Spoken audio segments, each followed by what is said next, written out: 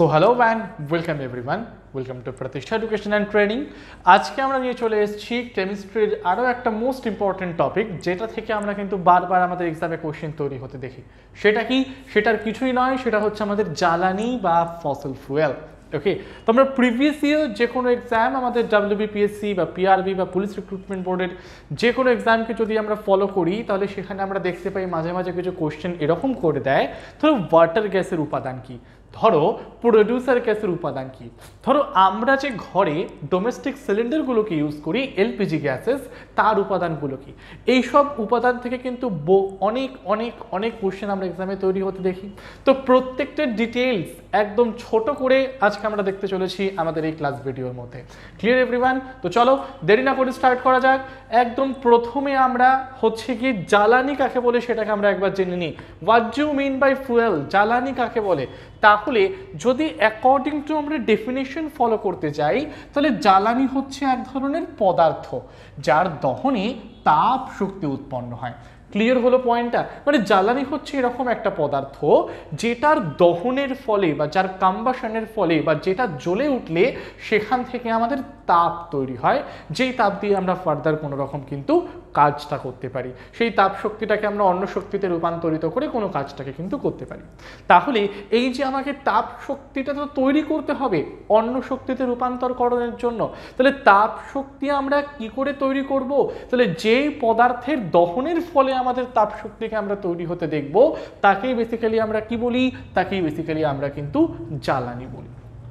তাহলে এর ফলে এটি গৃহস্থলী এবং শিল্প কারখানায় ব্যবহার করা হয়।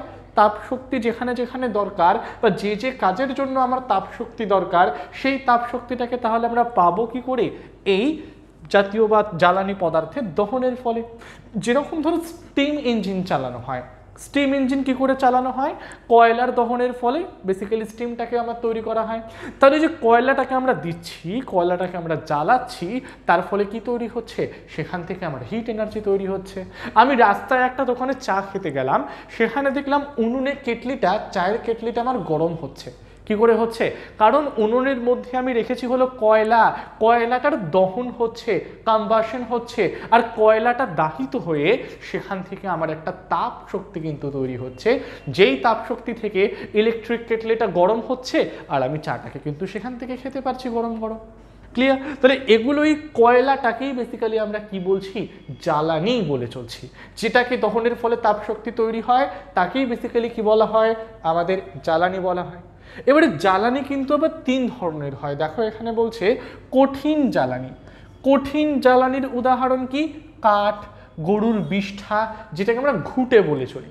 তার মানে এগুলো হচ্ছে গিয়ে কঠিন জ্বালানি, অর্থাৎ জিনিসটা হচ্ছে কঠিন একটা পদার্থ দিয়ে তৈরি। যেরকম গরুর ঘুঁটে যখন দেওয়ালে লাগানো হয়, সেটা তো একটা যখন শুকিয়ে যায় তখন কঠিন পদার্থে পরিণত হয়, তারপর সেটাকে জ্বালালে বা সেটাকে দহন করলে সেখান থেকে আমার তাপ শক্তিকে তৈরি হতে আমরা দেখি। তাহলে কঠিন জ্বালানির উদাহরণ কি? কাঠ এবং গরুর বিষ্ঠা। তরল জ্বালানির উদাহরণ কি? পেট্রোল এবং ডিজেল। গ্যাসীয় জ্বালানির উদাহরণ কি? LPG এবং CNG। গাড়ির মধ্যে আমরা কি ব্যবহার করি? পেট্রোল ডিজেল না?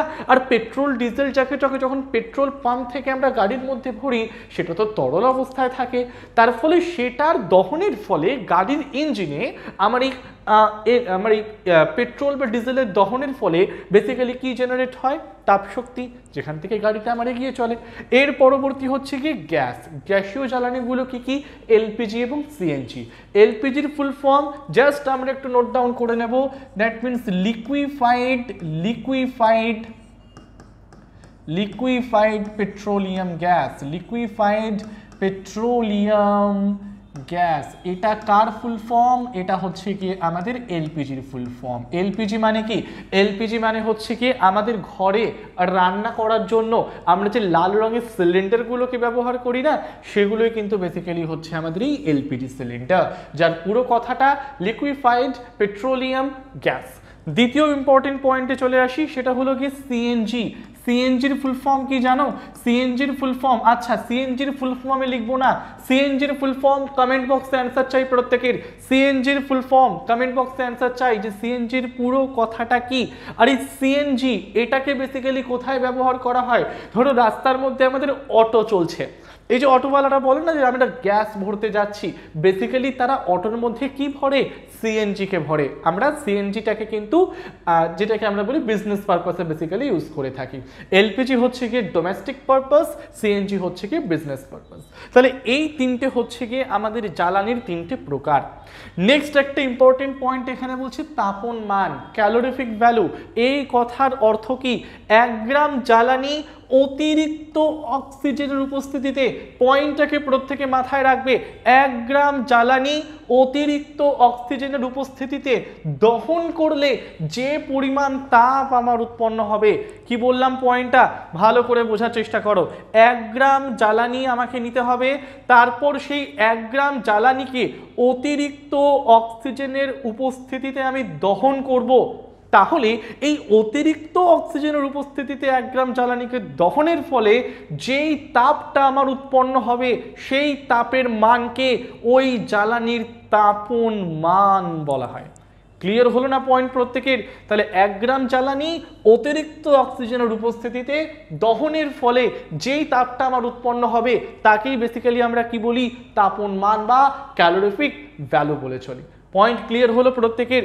পরের স্লাইডে যাওয়ার আগে প্রত্যেককে বলে দিতে চাই, ডাব্লিউবিপিএসসি আপকামিং যতগুলো এক্সাম রয়েছে বা আমরা মানে দেখছি যে ডাব্লিউবিপিআরবি বা পুলিশ রিক্রুটমেন্ট বোর্ডের কনস্টেবল সাব ইন্সপেক্টরের এজ বাড়ানো হয়েছে 30 ইয়ার্স অবধি।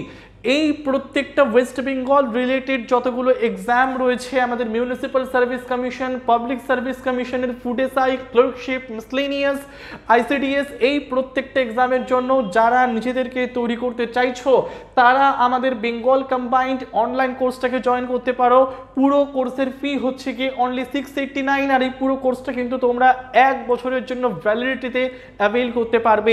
এই কোর্সটার ডিটেলস জানতে নিচে দেওয়া নাম্বারে কল করে দাও 9088890010 এবার চলে আসি আমাদেরই বেঙ্গল কম্বাইন্ড অফলাইন কোর্স। যারা অফলাইনে নিজেদেরকে প্রিপারেশন নিতে চাইছো তারা আমাদের আইবিটি বারাসাত সেন্টারে এসে, অফলাইন সেন্টারে এসে জাস্ট নিজেদের প্রস্তুতিকে আরো এগিয়ে নিয়ে যেতে পারো, যেখানে আমরা WBPSC, food SI, clerkship, miscellaneous এই তিনটে এক্সাম এবং পুলিশ রিক্রুটমেন্ট বোর্ডের কোন এক্সামটাকে কিন্তু বেসিক্যালি কভার করিয়ে থাকছি।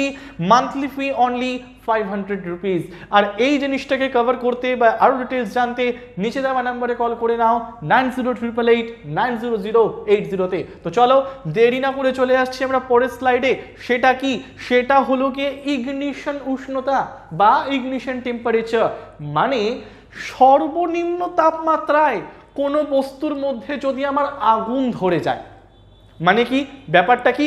আচ্ছা, ফার্স্ট অফ অল ডেফিনিশনটা আমরা পড়ি। যে সর্বনিম্ন তাপমাত্রায় কোনো পদার্থে আগুন ধরে যায়, মানে মিনিমাম যেই টেম্পারেচারে বা সর্বনিম্ন যেই উষ্ণতাতে কোনো বস্তুকে নিয়ে গেলেই যদি আমার তার মধ্যে আগুনটা ধরে যায়। Point to be noted everyone, minimum যেই টেম্পারেচারে বা সর্বনিম্ন যে উষ্ণতায় কোনো বস্তুর মধ্যে আমার আগুন ধরে যায়, সেই সর্বনিম্ন উষ্ণতাটাকে আমরা কি বলবো? ইগনিশন উষ্ণতা বা ইগনিশন টেম্পারেচার বলবো। ওকে, ইগনিশন উষ্ণতা বা ইগনিশন টেম্পারেচার বলবো, মানে মিনিমাম ন্যূনতম যেই টেম্পারেচারটা অ্যাপ্লাই করলাম সেমনি বস্তুটার মধ্যে আমার আগুনটা ধরে গেল। দ্যাট মিনস এটা কি বলা হয়, কি ন্যূনতম সেই তাপমাত্রাটা কি বলা হয়, কি আমাদের ইগনিশন উষ্ণতা। আচ্ছা, দাহ্য পদার্থের খুব কম ইগনিশন উষ্ণতা কিন্তু বর্তমান। তো চলো চলে আসছি আমরা পরের স্লাইডে। এটাই তো আজকে আমাদের ইম্পর্টেন্ট পয়েন্ট, সব থেকে বেশি কোশ্চেন যে কোনো এক্সামের ক্ষেত্রে আমরা এই জাতীয় কোশ্চেনের বা এই জ্বালানির গঠনগুলো কি কি বা জ্বালানির উপাদান বা উপকরণগুলো কি কি বারবার কিন্তু আমরা এক্সামে এই টপিকগুলো থেকে এই কোশ্চেনগুলোকে কিন্তু তৈরি হতে দেখি। তো চলো আর চারিদিকে আমরা যাব না, জাস্ট একটা স্লাইডটাকে ভালো করে পড়বো, তাহলেই সব ধরনের প্রশ্নের কিন্তু আমরা অ্যান্সার দিয়ে দিতে পারবো। একদম প্রথম ওয়াটার গ্যাস। ওয়াটার গ্যাস আমার কি দিয়ে তৈরি হয়? কার্বন মনোঅক্সাইড এবং হাইড্রোজেন দিয়ে। প্রোডিউসার গ্যাস কি দিয়ে তৈরি হয়? নাইট্রোজেন এবং কার্বন মনোঅক্সাইডের মিশ্রণ। অনুপাতটা কত? 2 অনুপাত নাইট্রোজেন 1 অনুপাত কার্বন মনোঅক্সাইড মেশালে আমার কি তৈরি হয়? প্রোডিউসার গ্যাস আমার তৈরি হয়। তৃতীয়, কয়লা গ্যাস বা কয়লার বাষ্প কি করে তৈরি হচ্ছে? Hydrogen, methane, carbon monoxide, ethylene এবং অ্যাসিটিলিনের মিশ্রণের ফলে কয়লা গ্যাস বা কয়লার বাষ্প তৈরি হচ্ছে। তেল গ্যাস কি দিয়ে তৈরি হয়? মিথেন, ইথিলিন, অ্যাসিটিলিন দিয়ে।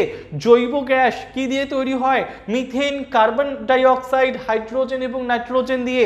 প্রাকৃতিক গ্যাসের উপাদান কি? মিথেন এবং ইথেন।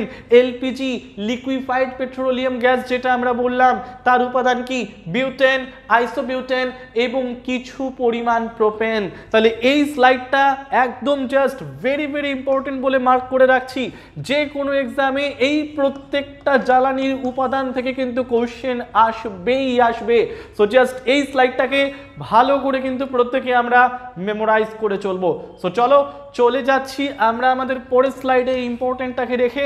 আচ্ছা, পরের স্লাইডে যাওয়ার আগে যারা ক্লার্কশিপ, মিসলেনিয়াস এবং ক্লার্কশিপ, মিসলেনিয়াস, ফুড এসআই তিনটের জন্য কম্বাইন্ড মক টেস্টের খোঁজ করছো, যাতে যে মক টেস্টগুলো দিয়ে তোমরা তোমাদের প্রিপারেশনটাকে সেই লেভেলে নিয়ে যেতে পারো, তাহলে জাস্ট ক্লার্কশিপের মক টেস্ট অনলি 47, শুধু মিসলেনিয়াসের মক টেস্ট নিলে 56।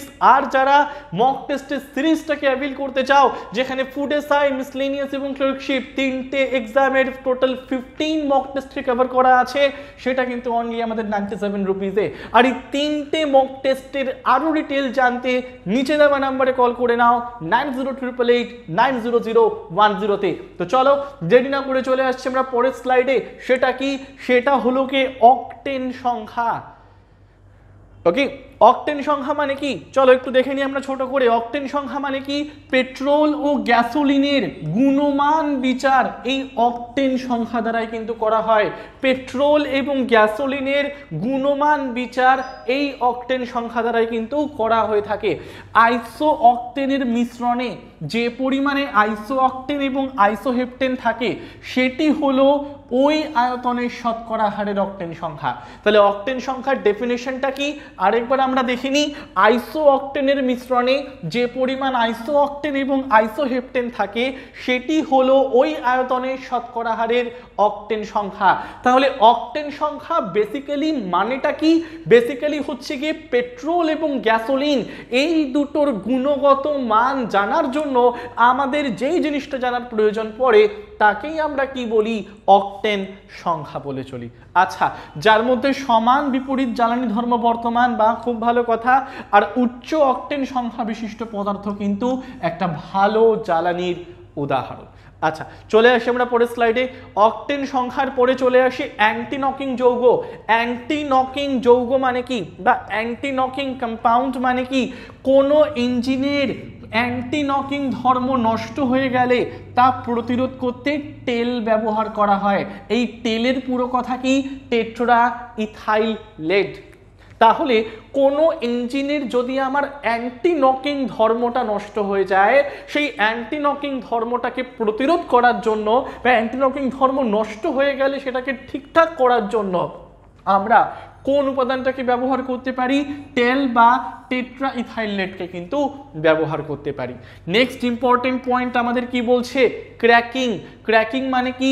এই পদ্ধতির সাহায্যে উচ্চ এবং অনেক উন্নত হাইড্রোকার্বনগুলিকে ভাঙা হয় ছোট ছোট যৌগে।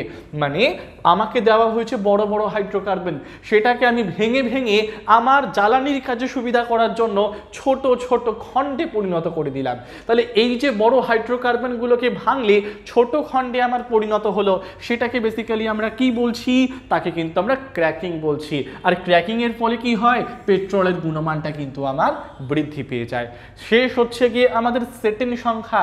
সেটেন সংখ্যা মানে কি? সেটেন সংখ্যা মানে হচ্ছে গিয়ে কোনো জ্বালানির তাপন মান চিহ্নিত করা হয় যেই সংখ্যার সাহায্যে। কোনো জ্বালানির তাপন মান চিহ্নিত করা হয় যেই সংখ্যার সাহায্যে, তাকেই আমরা কি বলি? তাকেই কিন্তু আমরা সেটেন নাম্বার বা সেটেন সংখ্যা বলে চলি। ওকে, তাহলে আমাদের জ্বালানির ক্লাস আজকে আমরা এখানে এন্ড করছি। প্রত্যেককে বলে দিতে চাই, যারা SSC, bank, railway, WBPSC, WBPS প্রত্যেকটা এক্সামের জন্য অফলাইন সেন্টারে পড়াশোনা করতে চাইছো, তারা আমাদের দুটো অফলাইন সেন্টার আইবিটি বারাসাত এবং আইবিটি বেহালায় কিন্তু অবশ্যই যোগাযোগ করো। ওকে, দুটো সেন্টারের নাম্বার দেওয়া আছে। অফলাইনের ডিটেল জানতে হলে তোমরা নিচে দুটো দেওয়া নাম্বারে ভালো করে কল করে নাও। ওকে, তাহলে আজকে আমাদের জ্বালানির ক্লাস এই পর্যন্ত। ক্লাসটিকে ভালো লাগলে অবশ্যই লাইক, শেয়ার অ্যান্ড সাবস্ক্রাইব করবে, এবং এই ধরনের আরও ক্লাস পেতে আমাদের চ্যানেলটিকে তোমরা সাবস্ক্রাইব করবে। Till then, thank you everyone.